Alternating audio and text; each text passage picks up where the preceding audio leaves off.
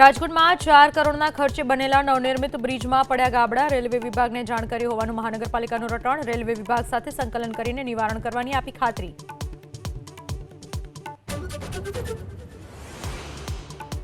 રાજકોટના ગુંદાળા ગામની સીમમાંથી ઝડપાયો ભેળસેળયુક્ત મસાલાનો જથ્થો. મરચું, ધાણાજીરું અને હળદરમાં ભૂસું, મકાઈનો લોટ અને પામોલીનની થતી હતી ભેળસેળ.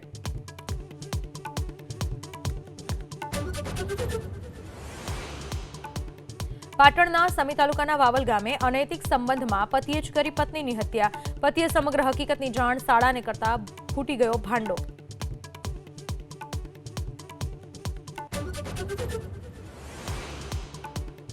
જૂનાગઢના માંગરોળમાં પાઇપલાઇન નાખવા કરાયેલા ખોદકામને લોકોએ નોંધાવ્યો વિરોધ.